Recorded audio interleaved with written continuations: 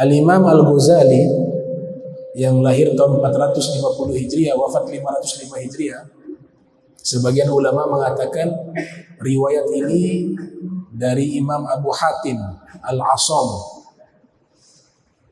Mereka mengatakan ada 4 nikmat yang kita tidak mengetahui harganya terkecuali kita mengalami 4 hal.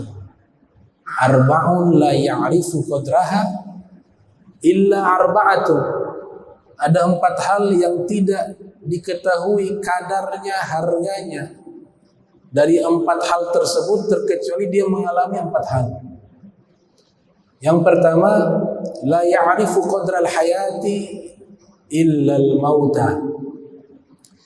Orang yang hidup seperti kita saat ini tidak akan bisa mengetahui harganya kehidupan kecuali orang-orang yang sudah meninggal dunia. Jadi orang-orang yang sudah meninggal dunia, mereka lebih mengetahui nikmat hidup dibanding kita yang saat ini hidup. Dan semua makhluk, terlebih khusus manusia, ketika meninggal dunia, penyesalan itu ada. Ini Allah abadikan di dalam Al-Quran. Wa anfiqu mimma razaqnakum min qabl ay ya'tiya ahadakumul maut fayaqula rabbi laula akhartani ila ajalin qarib fa asaddaqa wa akun minas shalihin. Berinfakkan, infakkanlah, wa anfiqu, sebagian dari rezeki kalian. Wa anfiqu mimma razaqnakum min qabl, sebelum datangnya kematian menjemput seorang di antara kalian. Kalau sudah meninggal, ruh sudah lepas dari jasad, maka seluruh ruh manusia akan mengatakan laula akhartani ila ajalin qarib. Ya Allah, seandainya Engkau tunda kematianku. Ditunda, diulurkan kematianku. Fa asaddaqa wa akun minas sholihin, maka aku akan bersedekah dan aku menjadi orang yang baik, orang yang soleh. Itu diceritakan oleh Ibnu Abbas, dikutip dalam tafsir Sofwatu Tafasir yang ditulis oleh Syekh Ali As-Sabuni. Ibnu Abbas mengatakan itulah pernyataan ruh manusia ketika lepas dari jasad. Kenapa yang disebut sedekah amalan yang disesali? Karena sedekah itu memperpanjang usia. Sehingga dia berharap usianya panjang, dia gunakan untuk beribadah kepada Allah Subhanahu wa taala. Jadi kita ini hidup di dunia, kita harus tahu tujuan kita diciptakan itu apa. Kalau ini sudah salah di dalam visi misi kehidupannya, maka akan salah seluruh kehidupannya. Jadi kita hidup di dunia ini sebagaimana yang ditegaskan, wa ma khalaqtul jinna wal insa illa liya'budun. Kita tujuannya apa? Ibadah, mengabdi kepada Allah Subhanahu wa taala. Bukan hanya ibadah tapi pengabdian.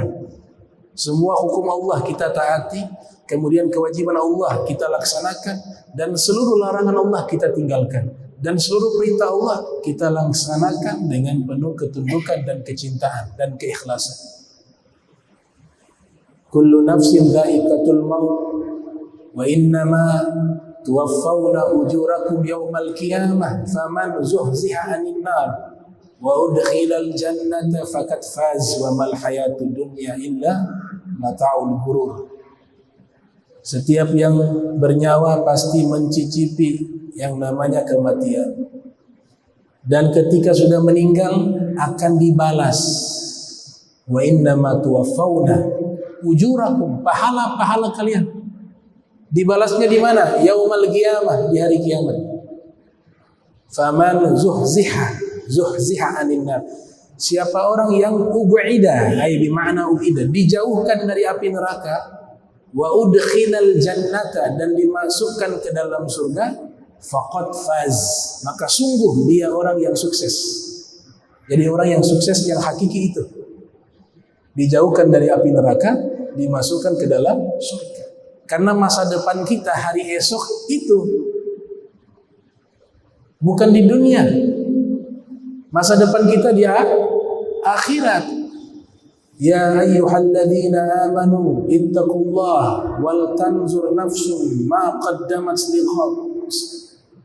Ma qaddamat lighad.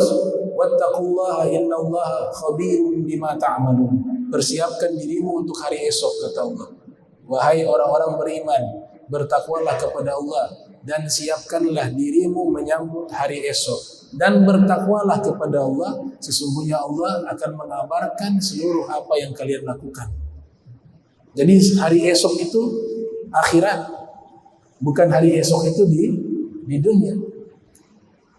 Apalagi kematian itu satu keniscayaan, pasti akan menjemput kita, siap ataupun tidak siap.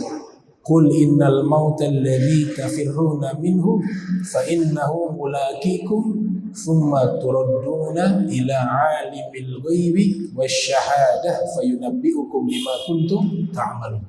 Katakanlah kematian yang kalian lari daripadanya pasti akan menyusul kalian dan dia akan mengembalikan kalian kepada Allah yang mengetahui alam ghaib dan alam nyata. Dan dia Allah akan mengabarkan kepada kalian seluruh perbuatan kalian yang kalian lakukan di dunia. Wa'bud rabbaka hatta ya'tiyakal yaqin. Maka cara agar kita bisa selamat di akhirat, mengabdilah, tunduklah, beribadahlah kepada penciptamu hingga datang yakin. Yakin datang kepadamu. Qala al-mufassirun, para ahli tafsir mengartikan al-yakin. Kebanyakan dari mereka menafsirkan al-maut. Yakin itu adalah kematian. Karena kematian sesuatu yang pasti diyakini akan terjadi. Tidak ada satupun makhluk yang meragukan adanya kematian. Semua makhluk meyakini adanya kematian. Nah, ini yang pertama. Yang kedua, wala qadra sihhati illa ahlu suhmi. Orang yang sehat tidak akan mengetahui harganya sehat terkecuali orang yang sakit. Kita yang diberikan kesehatan itu tidak akan mengetahui harganya sehat, tapi yang mengetahui siapa? Orang-orang yang sakit. Pola hidup sehat sudah dituntun dan diajarkan di dalam Al-Quran kepada kita. Di antaranya adalah seorang dokter yang masyhur di Jazirah Arab, namanya Al-Haris Ibnu Kaladah. Jadi ini bukan hadis Nabi, tapi ini ucapan seorang dokter yang terkenal di Jazirah Arab. Di beberapa buku disebutkan hadis Nabi.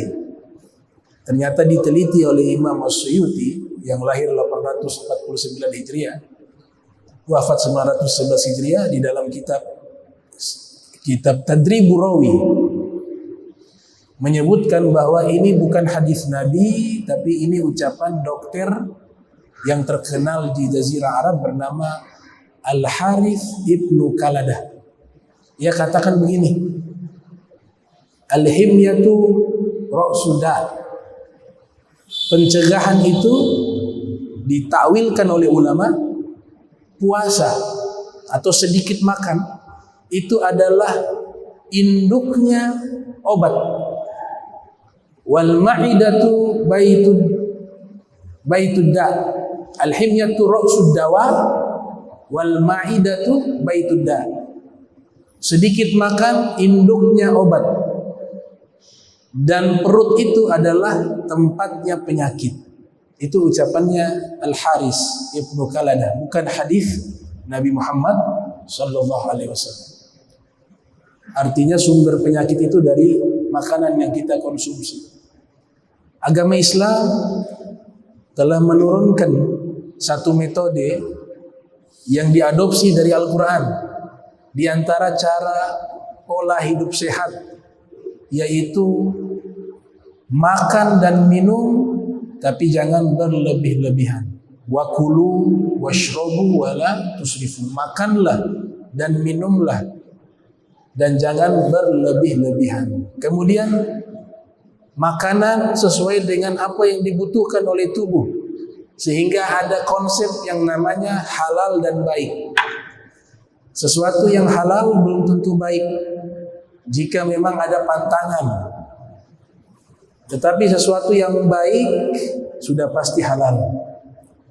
Sehingga Allah Ta'ala menyatakan, ya ayyuhan nas kulu mimma fil ardi halalan thayyiban. Wahai segenap manusia, makanlah apa-apa yang ada di bumi halalan thayyiban, yang halal, yang baik. Nabi kita Muhammad sallallahu alaihi wasallam juga menyatakan di dalam hadis, apalagi sebentar lagi kita puasa sunnah bulan Muharram, salah satu puasa tahunan yang terbaik di dalam Islam. Imam Ghazali menganjurkan puasa 3 hari. Tasu'a 9 Muharram, Ashura 10 Muharram, dan ditambah 11. Itu pernyataan Al-Imam Al-Ghazali. Nabi katakan rahasia puasa diantaranya yaitu membuat kita menjadi sehat. Sumu tasihhu. Puasalah kalian, niscaya kalian sehat. Kalau kita menjalankan puasa-puasa sunnah, itu membuat diri kita menjadi sehat. Karena sangkut pautnya dengan makanan. Tadi dokter mengatakan pangkal penyakit di perut. Pantangannya adalah, obatnya adalah qillatut ta'am, sedikit makan. Dan puasa itu dia menahan daripada makan dan minum. Secara otomatis akan membuat diri kita menjadi sehat. Nah, orang-orang yang sakit, mereka merasakan nikmat sehat itu sangat luar biasa sehingga rela menghabiskan hartanya untuk mendapatkan kesehatan. Nah, kita alhamdulillah sampai saat ini masih diberikan sehat oleh Allah Subhanahu wa taala. Wajib kita syukuri dengan menggunakan kesehatan kita di dalam ketaatan kepada Allah Subhanahu wa taala. Itu yang kedua. Yang ketiga, wala qadra syabab illa ahlul haram. Orang yang hidup di masa muda tidak akan mengetahui berharganya masa muda. Tapi yang mengetahui berharganya masa muda adalah orang-orang yang sudah tua. Jadi selama kita masih muda, itu kita tidak akan mengetahui harganya masa muda. Nah, para pemuda ketika dia menjadi pemuda yang taat kepada Allah, tentu akan berbeda dengan orang yang sudah tua. Karena tantangan dari orang yang masih muda itu lebih besar. Dorongan untuk melakukan kejahatan lebih besar karena masih muda. Sehingga orang-orang yang masih muda ketika dia tundukkan jiwanya untuk taat kepada Allah, Allah berikan hadiah kepada mereka. Allah berikan ganjaran yang berlipat ganda dibanding orang yang sudah tua. Coba kita renungkan surat Al-Kahfi. Di situ Allah terang-terangan menyatakan mereka pemuda-pemuda yang hebat. Tapi tidak ada satu ayat pun mengatakan orang tua-tua yang hebat. Yang Allah sebutkan para pemuda. Karena orang yang sudah tua memang sudah seharusnya seperti itu untuk taat. Tapi yang masih muda jiwanya masih berkobar, jiwanya masih menginginkan hal-hal yang menyenangkan, berfoya-foya, tapi dia bisa tahan itu untuk taat kepada Allah, itu luar biasa. Makanya Allah puji Ashabul Kahfi, para pemuda. 7 orang pemuda yang beriman dan taat kepada Allah Subhanahu wa taala. Idh awal fityatu ilal kahf faqalu rabbana atina min ladunka rahmatan wa hayyi' lana min amrina rasyada. Kemudian Allah nyatakan innahum fityatun amanu bi rabbihim wa zidnahum huda. Mereka para pemuda, disebutkan para pemuda yang mereka hijrah untuk menyelamatkan keimanan dan agama mereka. Mereka masuk ke dalam goa, bersembunyi di dalam goa tersebut. Siapa mereka? Allah banggakan mereka. Allah banggakan mereka, Allah sebut nama mereka di dalam kitab suci Al-Quran. Itu luar biasa. Kalau dalam tafsir itu ada nama-namanya tuh, 7 orang pemuda. Di dalam Al-Quran tidak menyebutkan nama-namanya karena tujuannya di situ bukan mengenal siapa mereka, tapi meneladani sikap mereka. Makanya disebut para pemuda saja. Allah sebutkan innahum fityatun. Sesungguhnya mereka adalah para pemuda. Amanu bi rabbihim. Mereka beriman kepada Allah sang pencipta mereka. Wazidnahum huda, dan kami tambahkan kepada mereka petunjuk. Luar biasa. Di dalam hadis Sahih Al-Bukhari, Al-Imam Al-Bukhari yang lahir tahun 194 Hijriah, wafat 256 Hijriah, meriwayatkan hadis dari Abi Hurairah. Nabi SAW bersabda tentang pemuda yang taat kepada Allah, diberikan naungan khusus di yaumil qiyamah. Sab'atun yuzilluhumullahu fi zillihi yauma la zilla illa zilluh. Ada 7 golongan yang Allah berikan naungan kepada mereka di hari kiamat, yang tidak ada naungan di hari itu kecuali naungan Allah. Siapa di antara mereka? Salah satunya Nabi katakan syab nasha'a fi ibadati rabbih, seorang pemuda yang tumbuh di dalam ibadah kepada Allah, di dalam ketaatan kepada Allah Subhanahu wa taala, diberikan fasilitas khusus di yaumil qiyamah, diberikan naungan di saat seluruh manusia tidak mendapatkan naungan. Pemuda yang taat, Allah berikan naungan khusus kepada mereka. Kalau pemuda yang dimaksud, usianya berapa sih masa muda itu? Masa muda itu 40 tahun ke bawah masih dikatakan muda. Kalau 40 tahun, 50 tahun ke atas disebut dengan syekh. Itu orang tua. Jadi gunakan masa muda sebaik-baiknya. Ada pepatah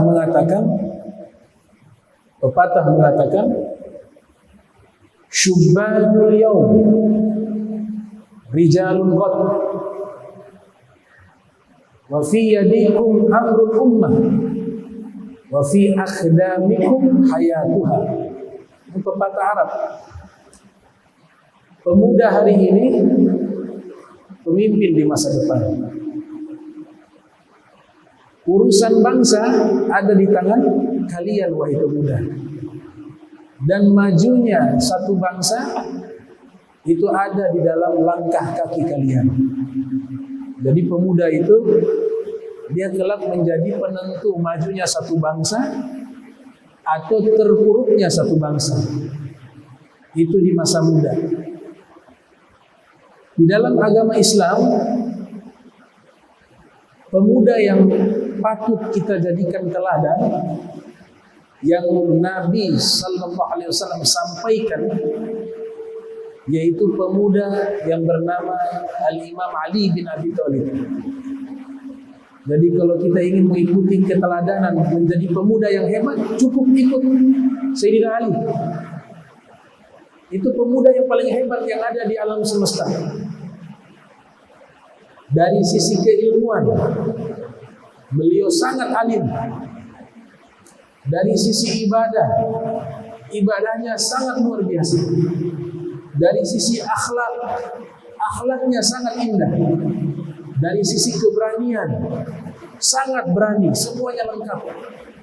Sayyidina Ali sangat muda dibanding sahabat-sahabat yang lain. Beliau kibarus sahabat, sahabat senior, tapi usianya muda.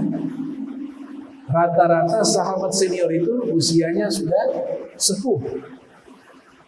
Tapi Imam Ali usia sangat muda. Ada satu kitab berjudul Kitab Suyufir Rasulillah, kitab pedang-pedangnya Nabi Muhammad sallallahu alaihi wasallam. Jadi kitab itu hanya membahas tentang pedang-pedangnya Nabi. Nabi punya pedang itu ada nama semua.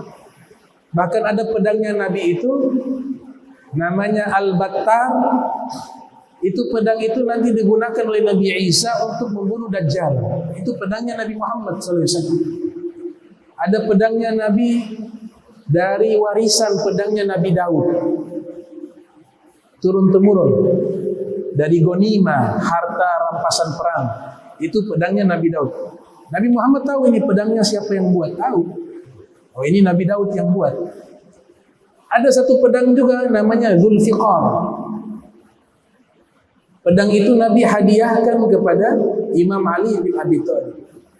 Yang luar biasa, di pedang itu ada ukiran tulisan di pedang Zulfiqar.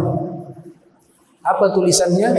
La fata illa Ali wa la sayf illa Zulfiqar. Tidak ada pemuda yang hebat seperti Ali dan tidak ada pedang yang hebat seperti Zulfiqar. Jadi sosok pemuda yang diteladani secara sempurna kita mengikuti Al-Imam Ali bin Abi Thalib. Itu pemuda yang paling hebat. Imam Ali mengajarkan kepada kita ilmu. Bagaimana sih cara mencetak pemuda-pemuda yang hebat? Beliau ajarkan metodologi pendidikan tersebut. Beliau katakan la'ibhu sab'ah. Anak ketika usia 1 sampai 7 tahun fokuskan di dalam permainan. Boleh kita berikan pelajaran, tapi jangan lupakan dia fitrahnya itu senang kepada permainan karena masih anak-anak. Kalau kita balikkan, anak itu bukan tambah cerdas, tapi ke depan jadi anak yang tidak cerdas. Dia usia 1-7 tahun, permainan tidak ada. Yang ada kita paksa dia untuk belajar. Itu justru membuat dia menjadi tidak cerdas. Dan ini sesuai dengan ilmu psikologi anak modern saat ini, teorinya sama. Sayyidina Ali sudah ajarkan 1000 tahun lalu. Bahkan dalam hadis riwayat Imam Tirmidzi yang lahir tahun 209 Hijriah, wafat 279 Hijriah, di dalam Sunan atau dalam Jami'-nya Nabi mengatakan anak-anak kecil yang banyak bergerak biarkan, karena menambah kecerdasan akalnya, kata Nabi Muhammad SAW. Sisa kita arahkan saja. Kalau dia melakukan hal-hal yang berbahaya, kita arahkan. Atau permainan-permainan yang kita pilih yang ada edukasinya, ada pendidikannya. Itu. Tapi harus fokus usia 1-7 tahun itu hibur dia dengan bermain. Kemudian Imam Ali mengatakan wa'adibhu sab'ah. Usia 7 tahun sampai 14 tahun fokus di dalam mendidik akhlak, etika, sopan santun. Itu usia-usia terbaik untuk dia bisa menerima pendidikan tersebut. Kemudian dikatakan lagi wa'allimhu sab'ah, 14 tahun sampai 21 tahun. Fokuskan di dalam ilmu pengetahuan. 21 tahun anak tersebut usianya 21 tahun sampai seterusnya, sohibhu, jadikan dirimu wahai orang tua posisinya sebagai sahabatnya, bukan sebagai anak. Dia butuh curhat, dia butuh menyampaikan isi hatinya. Kalau sosok orang tua pada waktu itu dia tidak menjadi sahabat anaknya, ini anaknya tidak bisa menyampaikan apa yang ingin disampaikan. Itu ilmu dari Imam Ali, itu ilmu modern, tapi sudah dijelaskan 1000 tahun lalu. Nah, kalau kita gunakan metode ini, insya Allah anak-anak kita bisa menjadi anak-anak yang baik, menjadi pemuda-pemuda yang hebat. Ada satu kitab ditulis oleh Syekh Umar Barajah. Ini kitab sangat bagus membahas tentang akhlak. Judulnya Al-Akhlaqul lil Banin, akhlak untuk anak-anak. Ada juga untuk anak-anak perempuan, tadi anak laki-laki. Namanya Al-Akhlaqul lil Banat. Di dalam kitab tersebut dijelaskan kalau kita mendidik anak kita sopan santun, akhlak, perilaku yang baik, usianya sudah sudah melewati usia terbaik tadi 7 sampai 14. Itu bagaikan pohon yang ketika masih kecil, kalau dia bengkok kita bisa luruskan. Nanti kalau sudah lurus dia tumbuh jadi lurus itu pohon. Tapi kalau bengkok itu pohon dari kecilnya dan kita tidak mau meluruskannya, tidak mau mendidik akhlaknya, perilakunya, dan dia tumbuh menjadi besar dalam keadaan bengkok. Kalau sudah besar dia bengkok, sudah tidak mungkin diluruskan. Artinya sudah menjadi satu hal yang sangat sulit. Nah, ini yang ketiga. Yang keempat, wala qadral ghina illa ahlul faqr. Orang yang hidupnya cukup tidak akan mengetahui harga kecukupannya itu kecuali orang yang fakir. Tadi saya katakan di depan, kita makan, minum, ya sudah biasa, makanya kita anggap itu hal yang biasa. Tapi bagi orang fakir yang susah makan, sulit makan, itu mereka mendapatkan makanan, itu rasa syukurnya luar biasa. Karena mereka tahu harganya kecukupan. Kita cukup tidak akan tahu harga kecukupan karena belum pernah merasakan yang namanya kefakiran, belum pernah merasakan yang namanya miskin. Tapi orang yang miskin, yang susah, mereka itu sangat mensyukuri nikmat tersebut. Nah, kefakiran ini juga jadi senjatanya syaitan. Orang yang sudah hidup cukup, bahkan yang sudah kaya raya, kadangkala terbesit dalam hatinya takut miskin. Akhirnya hartanya dia tidak nikmati. Itu adalah jebakannya syaitan. Asy-syaitanu ya'idzukumul faqra wa ya'murukum bil fahsya.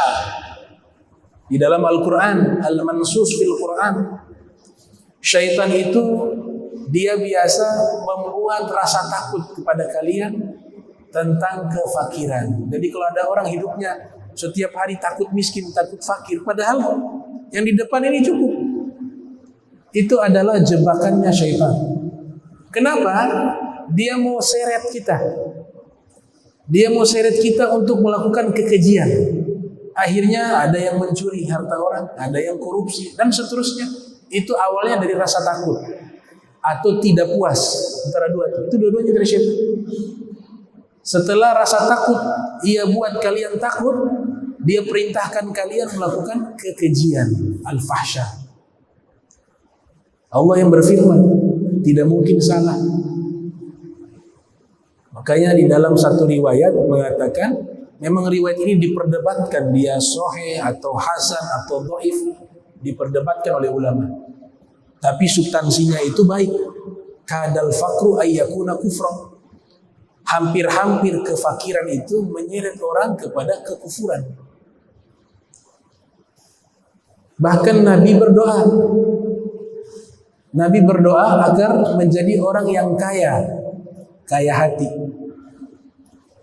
Allahumma inni as'aluka al-huda wat-tuqa wal-'afaf wal-ghina.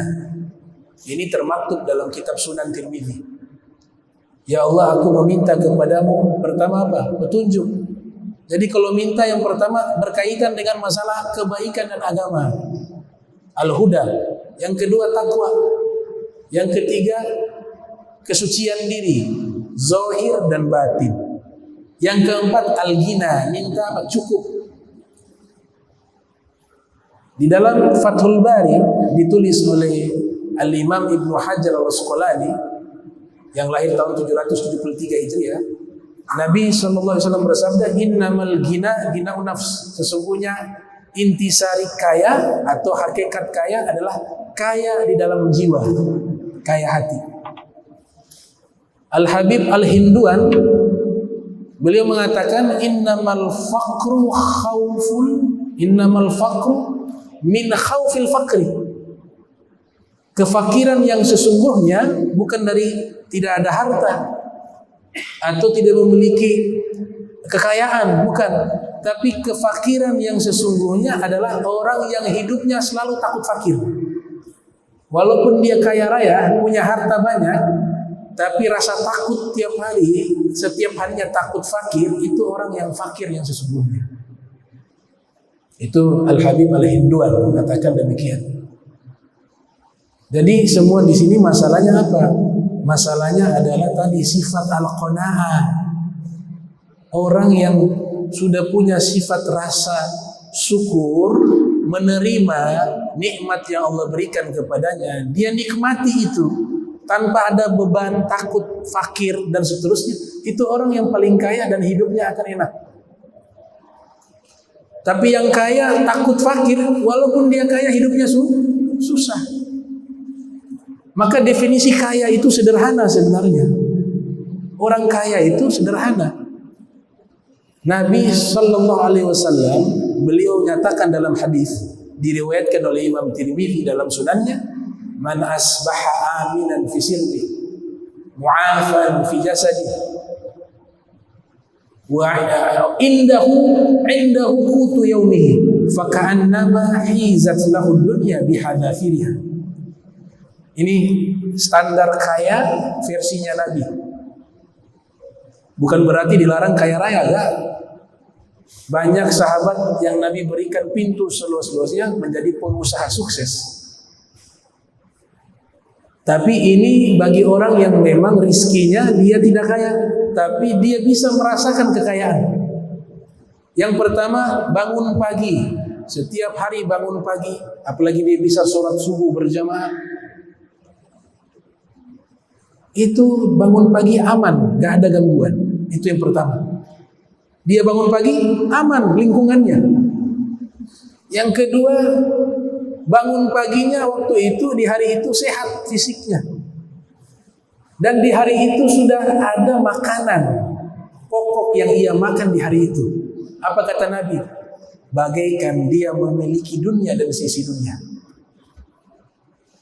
Sisa dia syukuri.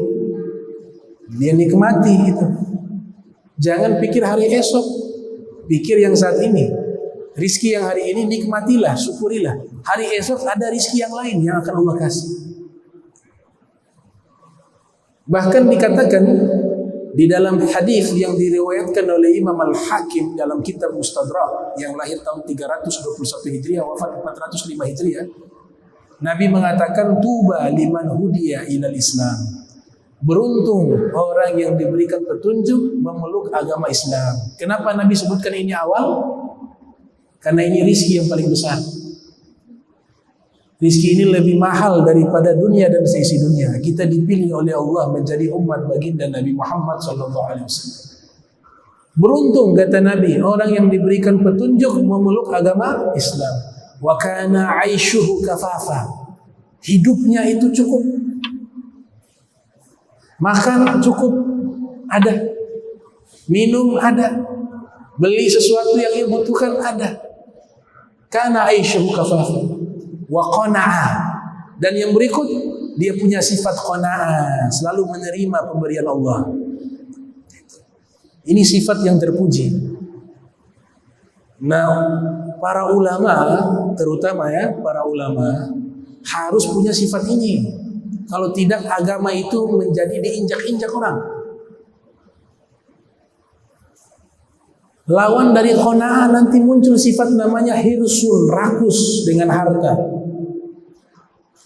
Ada ilustrasi cucu dari Sayyidina Umar bin Khattab. Bagaimana kita mengambil uswah atau qudwah, teladan menjadi ulama, ahli ibadah yang betul-betul qanaah dan zuhud.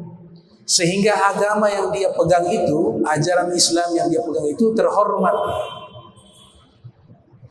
Di antaranya sifat yang sangat buruk ulama itu kalau banyak minta-minta untuk pribadi. Minta untuk pribadi. Kalau mintanya untuk orang lain gak ada masalah. Allah balas dia.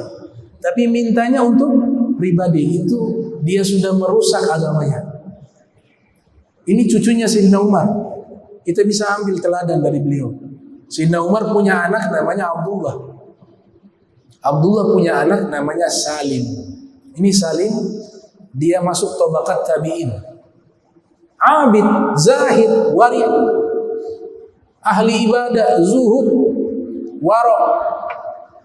Diceritakan oleh Imam Az-Zahabi dalam kitabnya Siyar A'lamin Nubala yang lahir 673 Hijriah, wafat 748 Hijriah. Ini Salim bin Abdullah bin Umar bin Khattab. Beliau punya kebiasaan sholat di dalam Ka'bah. Di zaman itu masih diizinkan sholat di dalam Ka'bah. Dan sholat dalam Ka'bah sah, nggak ada masalah. Yang tidak sah tawaf. Tawaf di dalam Ka'bah. Sedangkan tawaf itu harus tawaf kepada Ka'bah. Kalau dalam Ka'bah dia tawaf ke siapa? Tawaf kemana? Makanya Hijr Ismail itu adalah Ka'bah. Orang tawaf tidak boleh masuk ke situ, tidak sah. Tawafnya harus di luar. Kalau sholat boleh. Nah, Salim bin Abdullah dia sholat di dalam Ka'bah. Datang khalifah Daulah Umayyah namanya Hisham ibn Abdul Malik. Hisham juga masuk ke dalam Ka'bah. Dia kenal Salim. Salim adalah cucunya Sayyidina Umar bin Khattab. Dan dia mengetahui si Salim ini hidupnya ini bukan orang kaya, orang yang fakir. Karena dia zuhud, memilih untuk hidup seperti itu. Hisham menunggu Salim selesai sholat, memberikan bantuan berupa harta atau uang. Selesai Salim sholat, Hisham mengatakan, "Ya Salim." Si Sayyiduna Salim juga kenal di Hisham ibn Abdul Malik. "Minta kepadaku, apa yang kau mau aku berikan." Kata ini khalifah. Apa kata Salim ibn Abdullah? "Inni la astahi min Allah an as'ala fi baitihi ghairahu." Saya sangat malu kepada Allah meminta di dalam rumahnya Allah kepada selain Allah. Saya malu. Jadi beliau menolak itu. Akhirnya si Salim keluar dari Ka'bah, dia keluar sampai keluar dari Masjidil Haram, dikejar oleh Khalifah Hisham ibn Abdul Malik. Sudah dikejar, sampailah ketemu dengan Salim di luar Masjidil Haram. "Wahai Salim, minta padaku, aku berikan. Sekarang kita berada di luar rumahnya Allah." Sudah di luar masjid. "Minta padaku." Karena dipaksa oleh Hisham ibn Abdul Malik, maka Salim mengatakan, "Hawaijud dunya am hawaijul akhirah." Yang kau mau berikan kepada saya ini hajat-hajat dunia atau hajat-hajat akhirat. Seandainya kalau dia mengatakan hajat-hajat akhirat, saya mau minta hajat akhirat. Itu maksudnya seperti itu. Apa kata Hisham ibn Abdul Malik? Hawaijud dunya. Ya, tentu aku berikan hajat-hajat dunia. Kemudian Salim menjawab, "Ma sa'altu ad-dunya man yamlikuha, fa kaifa as'aluha man la yamlikuha." Saya ini tidak pernah meminta dunia kepada zat yang memiliki dunia. Maksudnya apa? Sama Allah, beliau tidak pernah doa minta dunia. Padahal Allah yang memiliki dunia dan alam semesta. Saya ini tidak pernah meminta dunia kepada zat yang memiliki dunia.